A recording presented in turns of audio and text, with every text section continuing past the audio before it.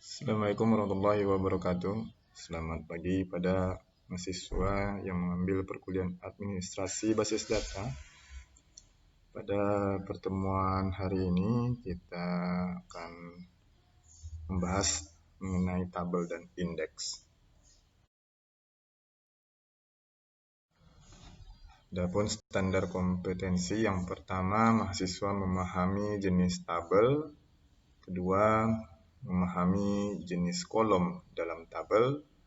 Jadi kita akan melihat fitur yang tersedia dalam pendefinisian kolom. Kemudian kompetensi yang ketiga, mahasiswa mampu membuat dan menghapus indeks. Selanjutnya diharapkan mahasiswa memahami proses akses data pada indeks. Dan yang terakhir, mahasiswa memahami composite index dan function based index. Dari 5 standar kompetensi kita akan breakdown ke dalam beberapa materi. Yang pertama kita membicarakan jenis tabel. Ada 2 jenis tabel yang akan kita bahas, yaitu heap table dan index organized table. Di heap table kita akan melihat tipe data yang didefinisikan pada setiap kolom, lalu jenis kolom yang bisa dikonfigurasi pada sebuah tabel. Kemudian indeks ini adalah aturan yang digunakan untuk mempercepat proses pencarian data. Ada 2 jenis indeks, yaitu composite index, yaitu gabungan kolom yang menjadi indeks, dan function based index, yaitu fungsi yang dijadikan sebagai indeks. Tabel merupakan objek database yang kita gunakan sebagai penyimpanan data. Tabel itu terdiri dari baris dan kolom. Nah, setiap baris dan kolom pada sebuah tabel itu harus diberi nama. Nah, ini kita sebut juga kolom pada sebuah tabel itu sebagai field.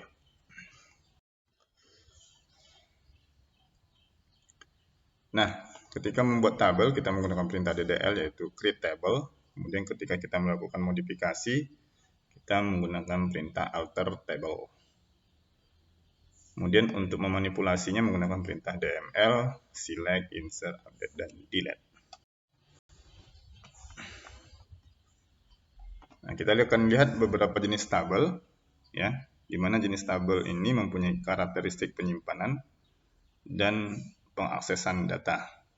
Nah, sebagai seorang database administrator, kita harus bisa menentukan jenis tabel yang sesuai agar kinerja database menjadi optimum.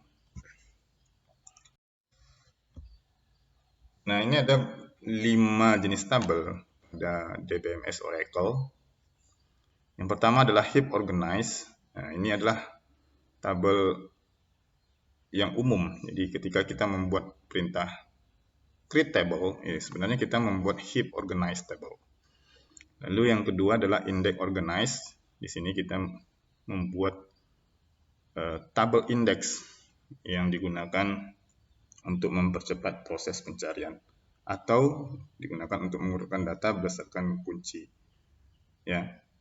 Nah, yang ketiga adalah temporary. Tabel ini menyimpan data yang sifatnya sementara ketika seorang user melakukan transaksi pada sesinya sendiri.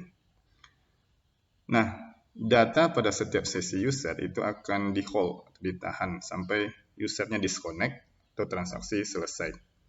Jadi kalau terjadi transaksi multi-user di mana ada beberapa user yang melakukan transaksi pada suatu tabel, maka setiap user itu mempunyai tabel temporary.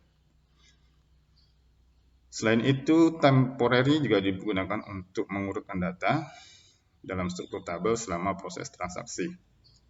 Jenis yang keempat adalah partitioned, ya, yaitu tabel yang disimpan menjadi beberapa segmen pada lokasi yang berbeda. tabel ini digunakan untuk menyimpan beberapa atau record dalam jumlah yang banyak. Kemudian yang kelima adalah eksternal. Nah, ini adalah tabel yang disimpan di luar database. Jadi kita melakukan link dari tabel yang ada dalam DBMS ke tabel yang ada di luar DBMS. Nah, biasanya tabel eksternal ini disimpan dalam bentuk file. Nah, tabel eksternal itu bentuknya seperti tabel teks atau CSV. Nah, pada pembahasan kita ini, kita hanya akan membahas heap organized dan index organized table. Dikarenakan temporary, partition, eksternal, ya ini tidak disupport oleh Live SQL. Ketika kita membuat tabel menggunakan perintah create table, sebenarnya kita membuat tabel dalam jenis heap. Ya. Nah, sebagian besar tabel yang digunakan dalam aplikasi DBMS itu jenisnya adalah heap table, karena tabel jenis ini itu sangat baik dalam menyimpan data transaksi yang memerlukan proses manipulasi yang cukup tinggi.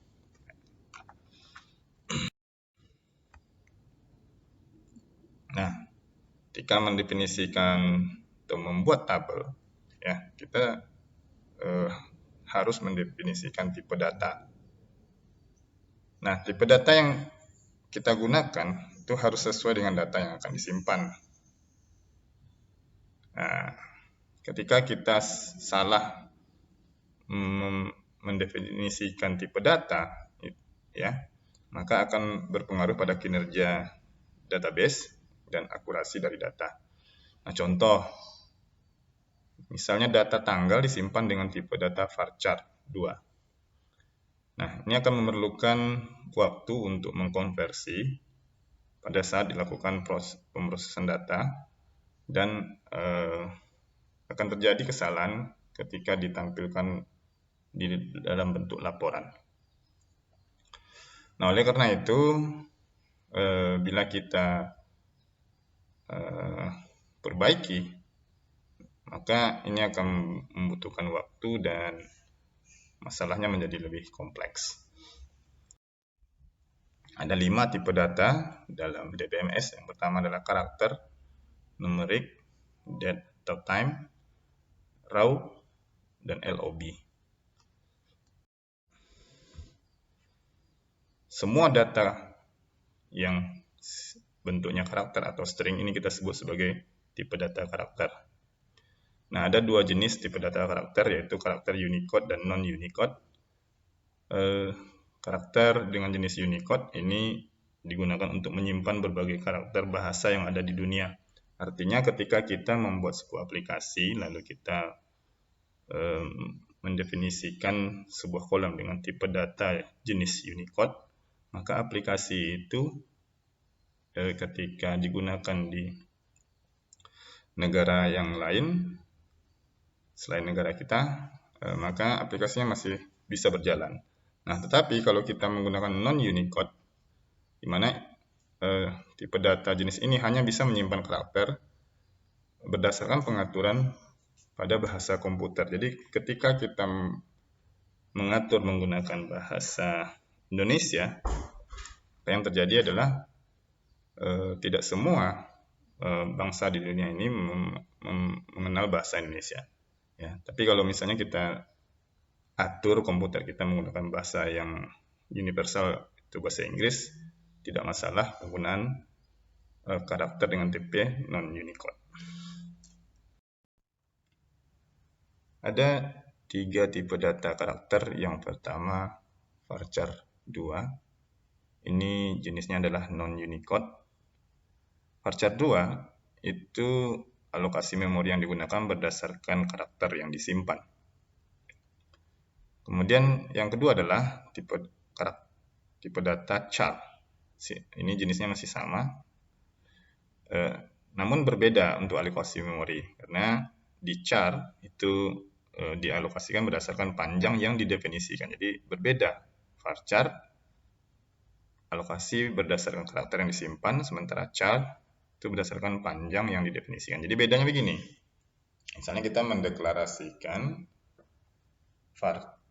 sebuah kolom dengan tipe varchar 2, panjangnya kita buat 5. Begitu juga misalnya ada satu kolom dengan tipe data char panjangnya 5.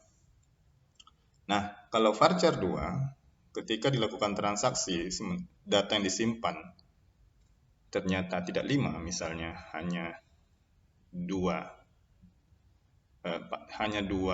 byte yang disimpan atau 2 karakter yang disimpan, maka data disimpan di memori berdasarkan jumlah karakter yang disimpan, hanya 2. Tapi kalau char, kalau kita simpan, kita lakukan transaksi yang diisi hanya 2 karakter, alokasi memorinya tetap menyimpan 5, sesuai dengan panjang yang didefinisikan.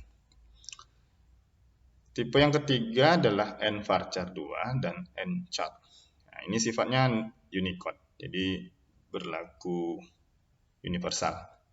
Nah, alokasi memorinya sama untuk nvarchar 2 sama dengan varchar 2 dan nchar sama dengan char. Ini adalah contoh coding menggunakan LiveSQL untuk tipe data karakter. Ya, silahkan Anda buat tabelnya, kemudian masukkan beberapa data. Kita lihat bagaimana alokasi tipe data karakter. Pada tabel 1, kita deklarasikan tipe datanya varchar 2 dengan panjang 20. Nah, ketika kita lakukan transaksi, data yang diisi pada baris pertama di tabel 1, nah, itu hanya berisi 1 byte, ya, atau 1 karakter saja. Nah, ini adalah kode hexa untuk karakter A. Kemudian ketika di baris yang kedua, yang disimpan hanya 3 karakter saja, ya. Pada tabel 2, kita menggunakan tipe data char, maka alokasi yang diperlukan itu fix 20, walaupun kita menyimpan hanya 1 karakter saja, ya. Nah, pada tabel 3, kita menggunakan tipe data nvarchar 2, lokasi memori untuk 1 karakter itu sebanyak 2 byte. Ya, jadi 1 untuk datanya. Nah, 1 lagi untuk jenisnya, karena sifatnya adalah Unicode. Tipe data yang kedua adalah tipe data numerik yang digunakan untuk menyimpan data yang akan dimanipulasi menggunakan fungsi aritmatika. Ada 3 tipe data numerik. Yang pertama number. Number ini terdiri dari scale dan precision. Jadi scale adalah digit angkanya dan precision adalah digit di belakang koma atau tanda desimal. Nah, tipe data numerik seperti integer, real, int, desimal, dan lain-lain ini dikonversi menjadi number. Nah, Oracle menyediakan maksimal 38 digit untuk tipe data numerik. Sebagai contoh, misalnya ketika didefinisikan integer, maka otomatis akan dikonversi menjadi bentuk number dengan skala 38 dan presisinya 0. Tipe data numerik yang kedua adalah binary float. Ini adalah bilangan desimal 4 bytes dengan rank 38 digit 0 di belakang koma. Ya, itu nilai negatifnya sampai dengan 3,4 dikali 10 pangkat 38 dan presisi sampai dengan 7 digit. Nah, yang ketiga adalah binary double. Ini lebih presisi lagi dari binary float. Kedua tipe data ini itu biasanya digunakan untuk komputasi numerik yang memerlukan nilai presisi yang tinggi. Nah, ini adalah contoh tipe data number. Ya, jadi nanti ditambahkan di tabel 1 satu kolom namanya angka dengan tipe data number, kemudian diisikan nilainya. Lalu kita lihat menggunakan perintah select. Yang ini ada beberapa bentuk ya dari tipe data numerik. Yang pertama di sini dalam bentuk tipe data number. Sini binary float dan di sini adalah binary double. Tipe data yang ketiga adalah date atau time. Nah, dari namanya kita sudah bisa menduga ya. Jadi date atau time ini digunakan untuk menyimpan data tanggal dan waktu. Jadi ada 3. Yang pertama adalah date, ini untuk menyimpan data tanggal. Kemudian time itu terbagi 2. Ada yang timestamp, ya. Nah, timestamp ini itu bisa menyimpan data yang presisi, jadi mulai dari tanggal, kemudian jam, menit, dan detik. Nah, tipe data yang ketiga adalah interval. Di sini data yang disimpan itu menunjukkan interval waktu. Jadi misalnya 7 hari 3 jam. Nah, ini contoh tipe data yang punya interval waktu.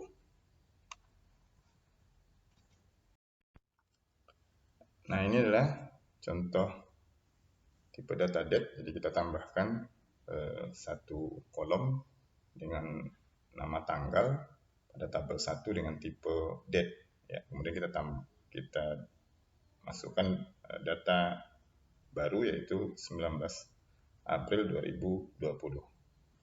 Nah, kita tampilkan, kita bisa melihat bahwa isi dari kolom tanggal adalah nilai ini. Jenis tipe data date yang kedua adalah timestamp. Jadi dari penjelasan tadi, timestamp ini bisa menyimpan data tanggal dan waktu yang presisi sampai dengan 10⁻⁹ detik. Ya, jadi cukup teliti ya detiknya.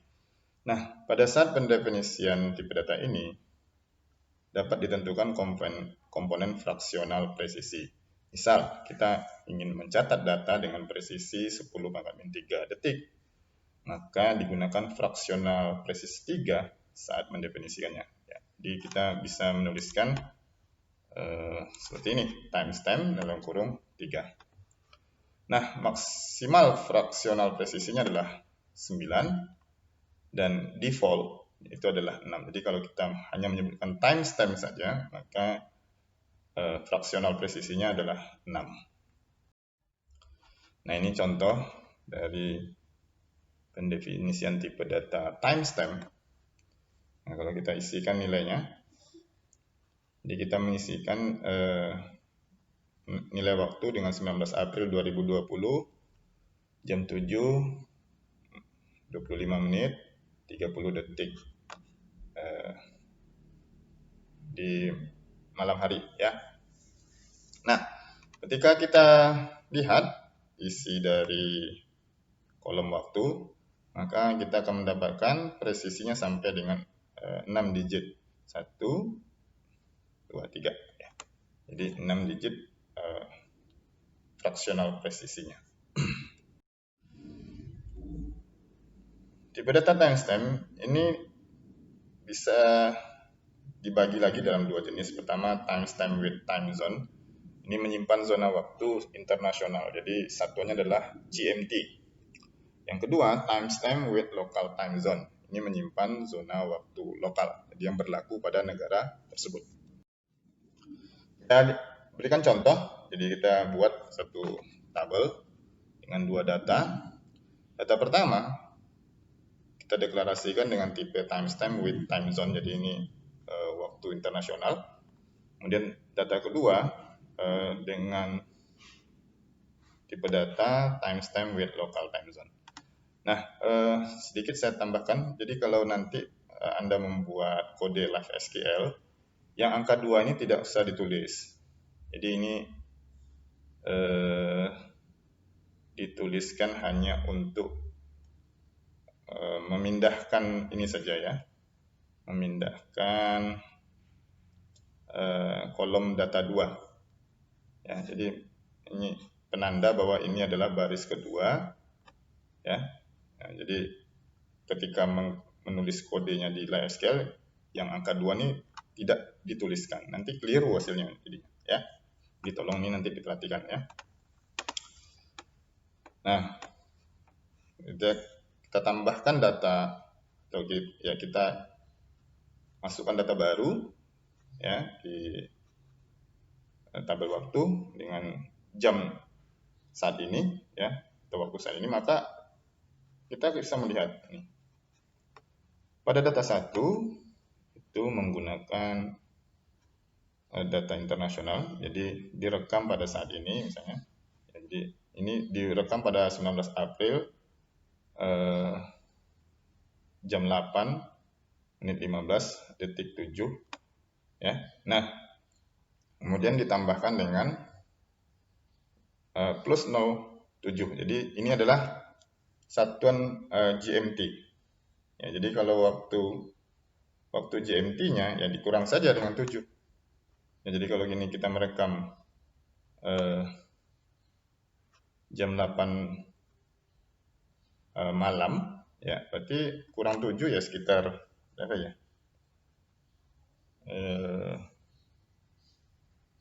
Sekitar jam 1 ya, jam 1 siang ya. Ya, 1 siang waktu GMT. Nah, ini adalah yang local time zone. Jadi ini sesuai ya. Ini adalah sesuai dengan waktu Indonesia bagian barat. Tipe data interval juga punya dua jenis, yaitu interval year to month. Ini menyimpan data dalam periode tahun dan bulan. Jadi kalau datanya ditulis plus 07 min 10, ini diartikan sebagai 7 tahun 10 bulan. Yang kedua adalah interval day to second. Jadi menyimpan data dalam periode hari dan detik. Jadi kalau tampilannya adalah plus 03 dan 02.2 15.2 50, ini maknanya adalah 3 hari, 2 jam, 15 menit, dan 50 detik dengan presisi 10 pangkat min 6 detik. Nah, ini adalah contoh penggunaan tipe data interval. Di data 1 kita definisikan dengan interval year to month, kemudian data 2 dengan interval day to second. Jika kita isikan data 1 dengan 7 min 10, ini artinya 7 tahun 10 bulan. Data 2 dengan 3, 2, 15, 50, ini artinya 3 hari, 2 jam, 15 menit, dan 50 detik. Dan ini terlihat presisi sampai dengan 6 digit.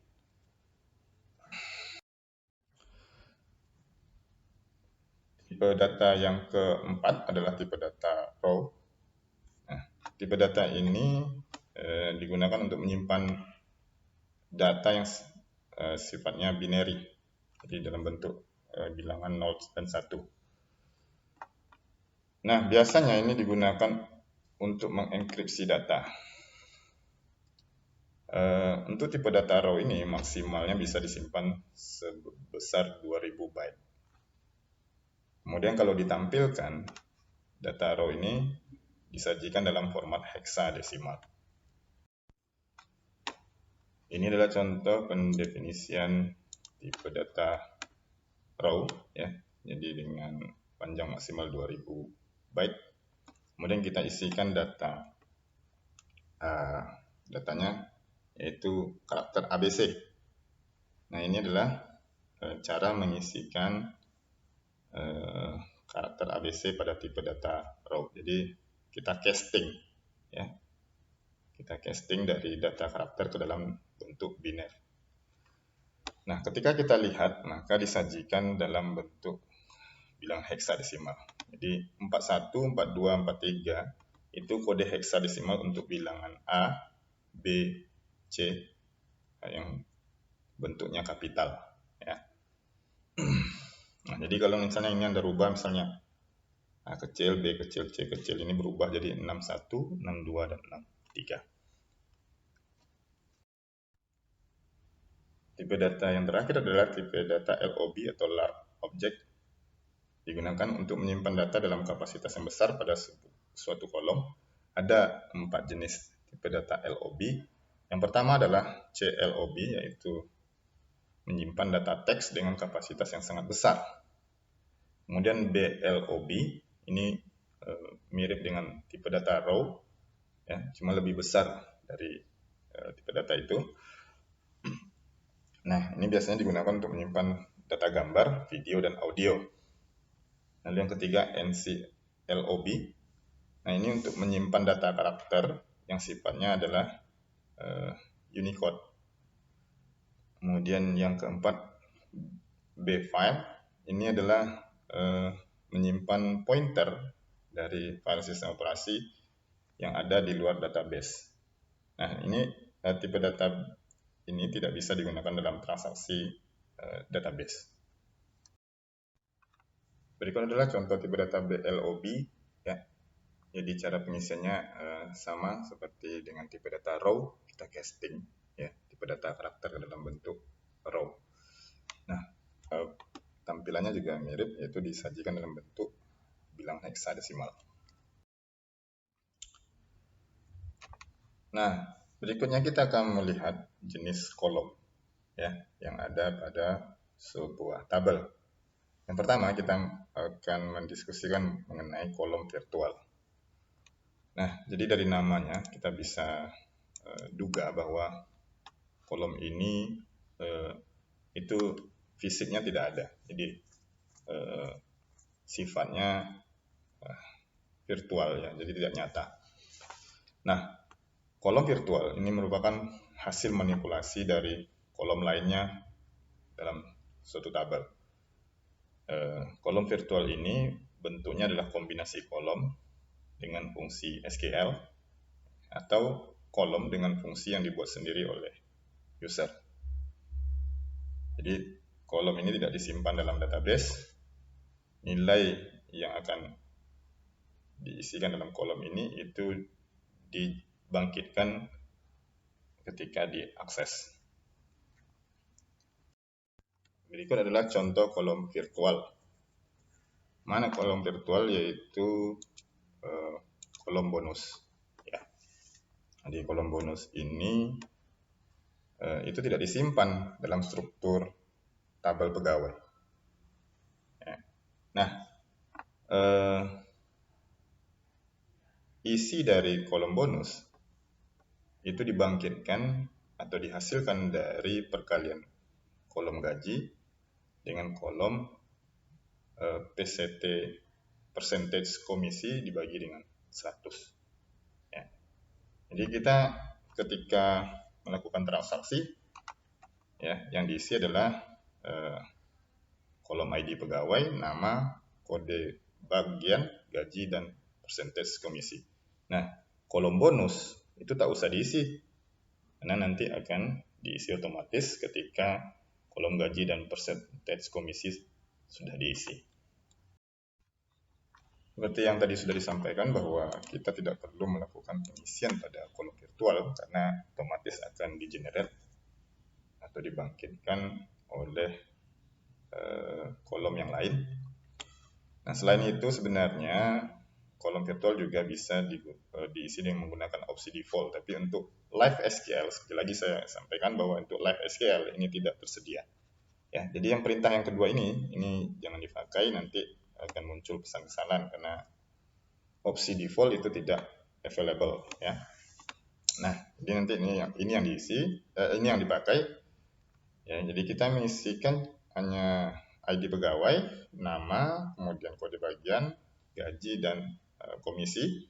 Ya, nah coba nanti dicek tabel pegawai setelah Anda melakukan transaksi ini, apakah kolom bonusnya sudah terisi atau belum. Kolom virtual juga bisa ditambahkan dengan perintah alter table. Jadi kalau kita mau nambahkan misalnya satu lagi kolom virtual namanya NSAL atau annual salary pada tabel pegawai. Ya, cukup menambahkan dengan perintah alter table seperti halnya menambahkan kolom Ya, cuma seperti pendefinisian virtual jangan lupa disebutkan ininya ya, kolom yang akan mengenerate nilai pada kolom virtual ini dan kata kunci virtual. Selain untuk menambahkan, perintah alter table juga bisa digunakan untuk mendefinisikan ulang kolom virtual. Nah, kita di sini mendefinisikan ulang kolom virtualnya. Jadi kita modify ya. Kalau gaji dikali persentase komisi bagi 100-nya kurang dari 200.000 ya, maka pada kolom bonus itu akan diisi dengan nilai kecil ya. Tapi kalau lebih besar dari 200.000 tapi lebih kecil dari 450.000, maka kita akan diisi dengan nilai sedang. Lebih besar dari 450.000 itu akan diisi dengan nilai besar. Selain itu, kolom virtual juga bisa digunakan sebagai referensi untuk mencari data pada perintah select, update, dan delete.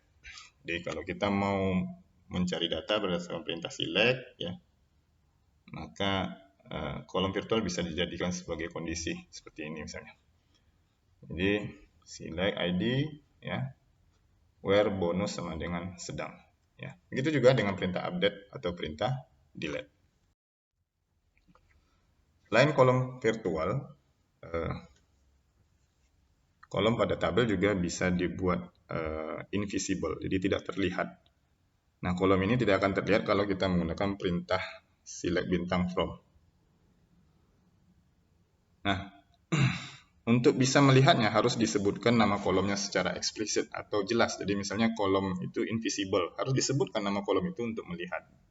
Jadi kalau hanya select bintang, ya tidak kelihatan kolom yang invisible tadi. Di sini kita lihat bagaimana kita melakukan manipulasi data pada kolom invisible.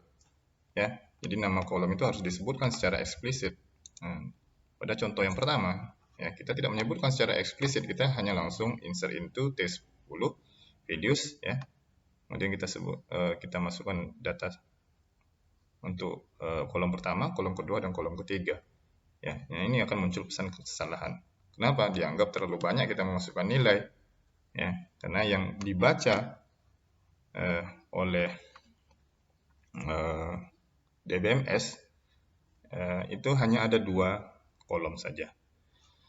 Nah, tapi kalau kita sebutkan secara eksplisit, misalnya insert into T10 ID, nama email, kemudian values-nya, nah ini ya, jadi di sini tidak akan muncul pesan kesalahan.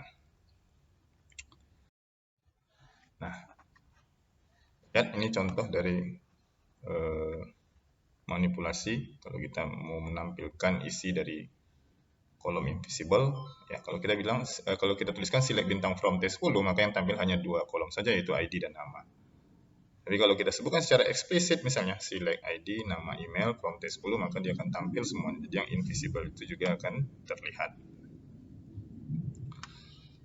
Nah, kalau kita melakukan update, ya kita harus sebut ini tidak ada masalah, ya. Ini di kolomnya akan diperlakukan sama seperti halnya kolom biasa. Jadi di set, kemudian nama kolomnya, kemudian nilai terbaru dari nama kolom tersebut. Jenis kolom yang ketiga adalah kolom auto increment. Jadi dari namanya sudah bisa diduga bahwa kolom ini itu mengenerate nilai secara otomatis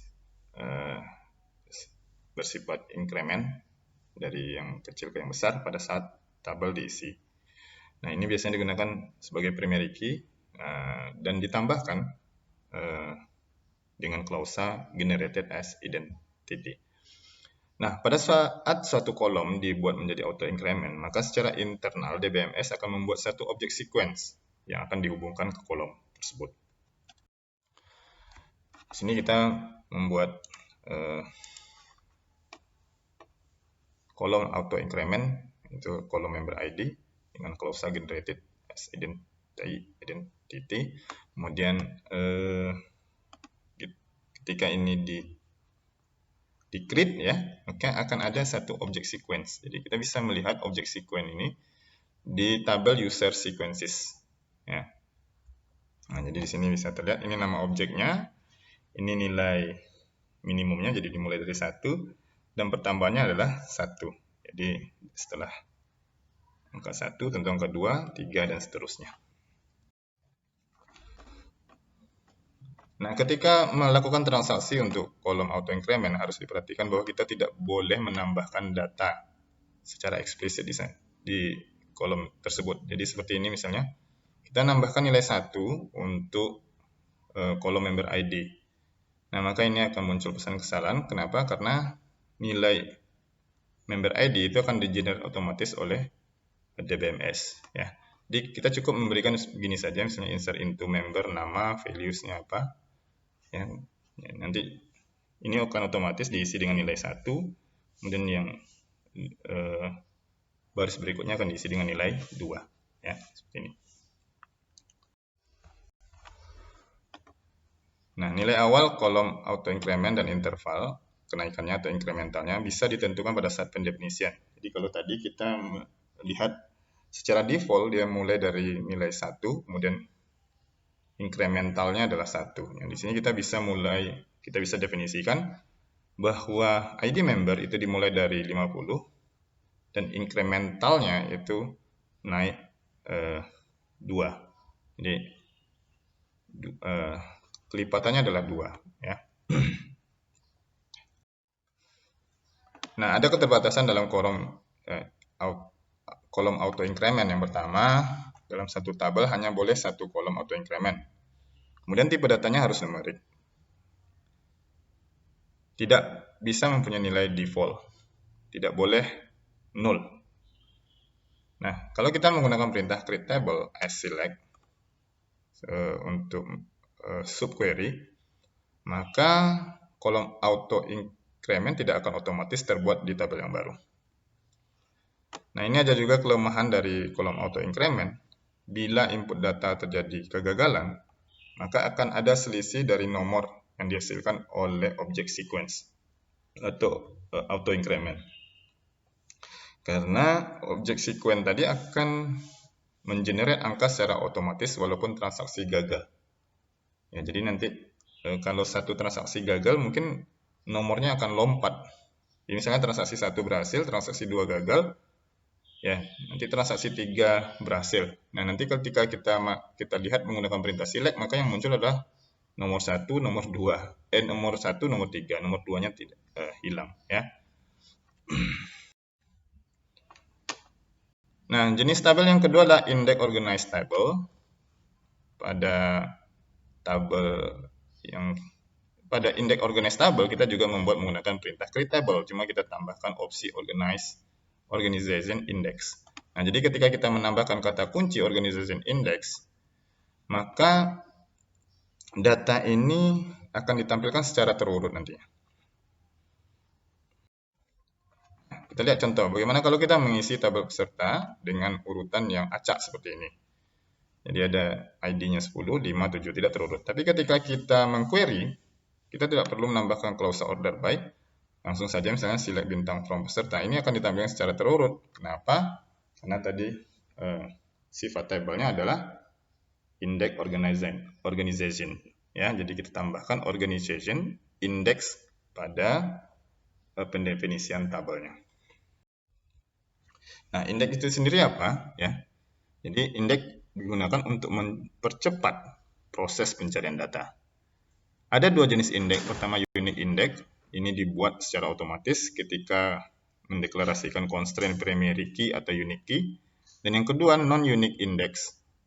Indeks ini dibuat menggunakan perintah create index. Nah, ketika suatu indeks terbentuk, maka indeks akan menyimpan data dari kolom yang diindeks dan indeks key-nya. Ya. Nah, kita lihat ilustrasi di sini.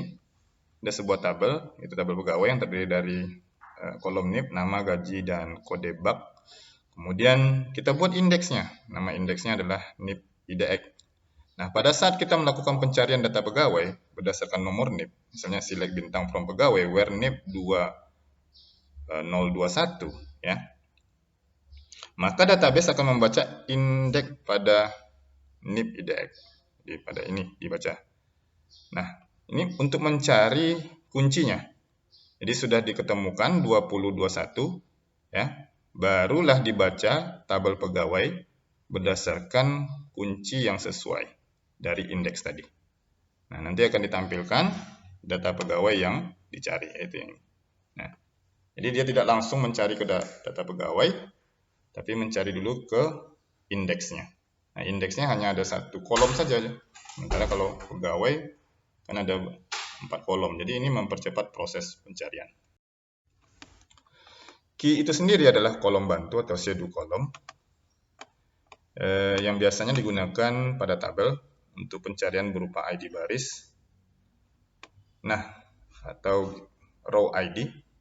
Row ID ini adalah alamat fisik setiap baris yang ada di media penyimpanan. Nah, ini adalah pointernya ya. Nah, setiap baris data yang ada dalam tabel itu mempunyai row ID yang berbeda. Untuk membuat index kita menggunakan statement create index ya.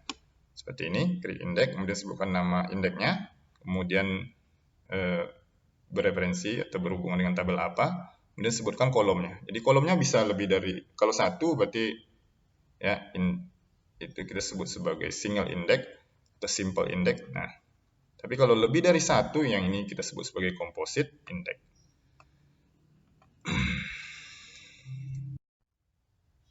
Ya, berikut ini adalah cara membuat indeks.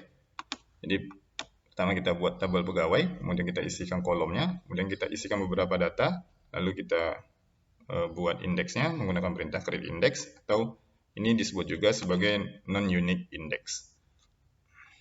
Jadi ini adalah nama indeksnya, kemudian ini adalah nama tabelnya, dan ini adalah kolom yang menjadi indeks.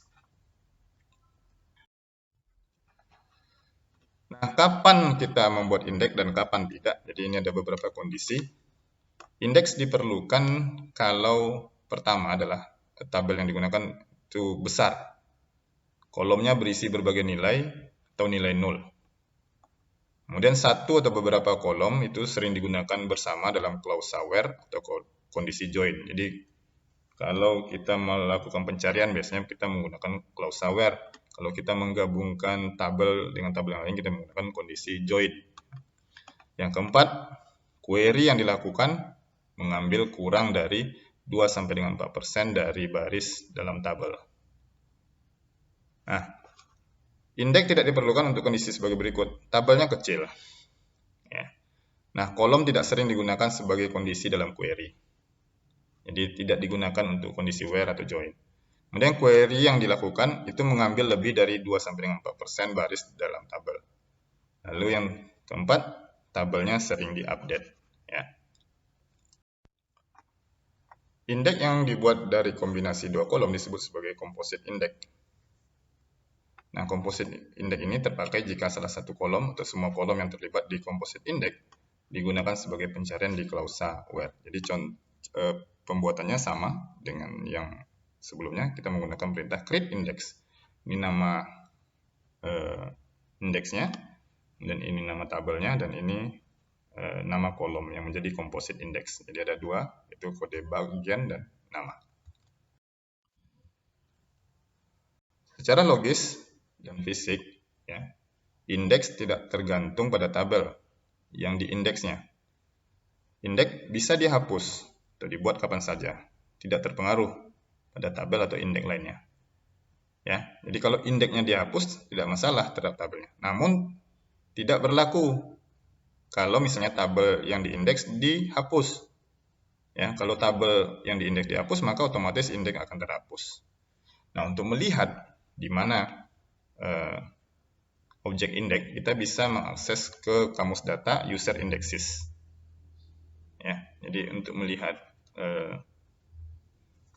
objek indeks itu pada tabel user indexes. Lalu untuk memeriksa kolom mana yang terlibat dalam indeks, ya, jadi kolom mana saja yang terlibat dalam indeks, ya, jadi kalau misalnya ada banyak tabelnya, kita bisa cek di tabel user in columns. Untuk melihat informasi nama indeks dan keunikannya, itu disajikan di tabel user indexes. Selain itu, nama indeks juga bisa dilihat di tabel user in column. Nah, di sini kita akan menampilkan nama indeks, kemudian nama kolom, posisinya, dan keunikannya, ya, dimana itu disajikan dari tabel user indexes dan tabel user in column. Ya. Nah, joinnya dua tabel ini itu dihubungkan oleh kolom tabel name yang ada di tabel user indexes dan tabel name yang ada di user in column. Nah, di sini terlihat bahwa index name-nya adalah nip IDX pada kolom nip, kemudian posisinya itu posisi pertama. Kemudian keunikannya ya, ini tidak unik, ya, jadi boleh nilainya duplikat. Kemudian yang dua ini adalah composite index, itu nama dan kode bagian. Ya, posisinya tadi kode bagian ada di posisi pertama dan nama ada di posisi kedua. Adapun function based index ini adalah indeks berbasis pada ekspresi. Nah, ekspresi indeks dibentuk dari kolom tabel, konstanta, fungsi SQL, atau fungsi yang didefinisikan oleh user. Biasanya ini digunakan pada tipe data karakter, di mana tipe data karakter pada DBMS Oracle itu adalah case sensitive, ya. Jadi berbeda antara huruf kecil dengan huruf besar. Nah, kita tadi sudah menyimpan pegawai dengan nama Tina, tapi ketika ini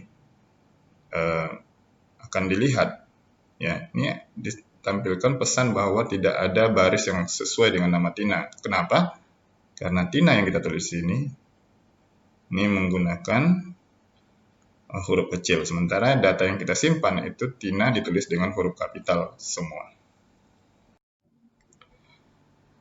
Untuk mengatasinya dapat digunakan fungsi case manipulator seperti upper, lower, dan init cap. Nah, kalau upper ini mengkonversi data karakter ke huruf kapital, lower konversi ke huruf kecil, dan init cap mengkonversi sesuai dengan karakter yang ditampilkan seperti ini. Nah, kita akan mencari nama ya yang cocok dengan karakter yang kita tuliskan di sini, yaitu T huruf besar dan selain itu adalah huruf kecil semua. Nah, semua data yang ada di kolom nama akan dikonversi menjadi init cap, kemudian baru dibandingkan dengan Tina, ya. Nah, untuk data besar ini akan memperlambat proses pencarian, ya, karena semua data dikonversi dulu, ya. Jadi kalau datanya banyak tentu akan lama mencarinya, nah harus dikonversi terlebih dahulu baru setelah itu dicari. Nah, maka kita bisa mempercepat proses pencarian data dengan menggunakan ekspresi atau fungsi init cap ini sebagai indeks. Nah, kita buat ya indeks dengan fungsi, ya, dengan fungsi untuk mencari karakter tertentu, ya. Nah, jadi ketika kita ingin menampilkan, proses pencarian relatif lebih cepat, ya. Ya, kita tetap juga menuliskan fungsi init cap untuk mencari karakter ini, tetapi proses pencariannya berbeda. Kalau tadi semuanya harus dikonversi dulu ke dalam fungsi init cap, sementara kalau ini tidak. Jadi dicari hanya pada indeks nama ini saja. Pada dasarnya indeks tidak dapat dirubah. Untuk mengubah indeks harus dihapus terlebih dahulu baru dibuat lagi. Nah, perintah untuk menghapus indeks adalah perintah drop index. Selain menggunakan perintah ini, indeks juga bisa dihapus bila mana tabelnya dihapus, maka otomatis indeks dan constraint akan dihapus juga. Nah, ini adalah tugas yang harus Anda buat, ya, untuk melatih materi tabel dan indeks. Nah, tugas ini nanti akan saya kirimkan ke Classroom ya, supaya Anda bisa melihat poin-poin apa yang diinginkan dalam tugas ini.